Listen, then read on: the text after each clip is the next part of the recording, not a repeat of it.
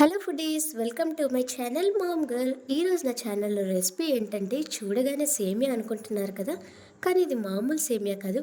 Punjabi side వాడే సేవియాతో అయితే చేస్తున్నా. దానికోసం ముందుగా ఒక గిన్నెను తీసుకొని స్టవ్ మీద పెట్టి ఒక 2 చెంచాల దాకా ఇలా నెయ్యిని అయితే యాడ్ చేసుకోవాలి. చూసారు కదా, నెయ్యి ఇలా కరిగిన తర్వాత సన్నగా చాప్ చేసిన జీడిపప్పు, ఇంకా దాంతోపాటు బాదాం, కిస్మిస్ కూడా యాడ్ చేసుకోవాలి. ఇవి మాడకుండా లో ఫ్లేమ్లోనే నెయ్యిలోని బాగా వేపుకోవాలి. అంటే కొంచెం పచ్చిదనం పోయి కొంచెం క్రంచీనెస్ వచ్చే వరకు ఇలా ఒక 5 నిమిషాల పాటు సిమ్లోనే బాగా వేపుకోవాలి. చూసారు కదా, నెయ్యిలో ఇలా బాగా వేగిన తర్వాత పక్కన ఒక బౌల్లోకి అయితే వేసుకోవాలి. ఇప్పుడు అదే ప్యాన్లో కొంచెం ఇలా కరిగిన నెయ్యిలో అయితే మనం సేవియాని అయితే తెచ్చామన్నాం కదా, ఆ సేవియాన్ని అయితే యాడ్ చేసుకోవాలి. ఇది అచ్చం సేమియాలానే ఉంటుంది, కానీ దానికన్నా చాలా థిన్గా ఉంటుంది. ఇది ఎంత సన్నంగా ఉంటుందంటే ఉడకడానికి కూడా టైం ఎక్కువగా పట్టదు. నేనైతే బ్రౌన్ కలర్ తీసుకున్నాను. ఇది వైట్ కలర్ కూడా దొరుకుతుంది. వైట్ కలర్ అయితే ఇంకా ఎక్కువసేపు వేపుకోవాలి. బ్రౌన్ కలర్ అయితే వేపే ఉంటుంది కాబట్టి కొంచెం వేపితే సరిపోతుంది. ఇప్పుడు అదే గిన్నెలో సేవియాన్ని కూడా పక్కకు తీసేసిన తర్వాత ఒక అర లీటర్ వరకు ఇలా ఫుల్ ఫ్యాట్ మిల్క్ అయితే యాడ్ చేసుకోవాలి. ఇంకా మిల్క్ యాడ్ చేసిన తర్వాత చూసారు కదా, ఇలా సైడ్స్ అయితే బాగా ఈ విధంగా మిక్స్ చేసుకోవాలి. ఇలా కలిపిన తర్వాత నేనైతే 1 కప్పు దాకా సేవియాని తీసుకుంటున్నాను.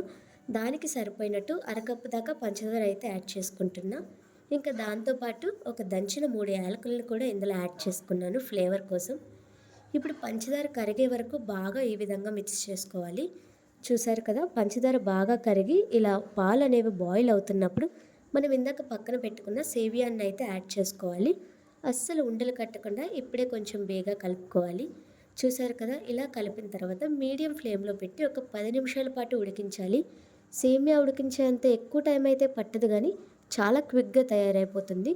ఒక్క 10 నిమిషాల తర్వాత చూడండి, ఇలా ఈ కన్సిస్టెన్సీ అయితే వస్తుంది కదా.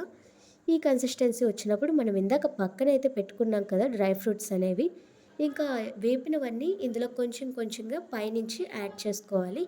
చూస్తున్నారు కదా, ఇలా కొంచెం బాగా దగ్గరికి అయినప్పుడు అవి యాడ్ చేసుకుంటే టేస్ట్ అనేది చాలా బాగుంటుంది.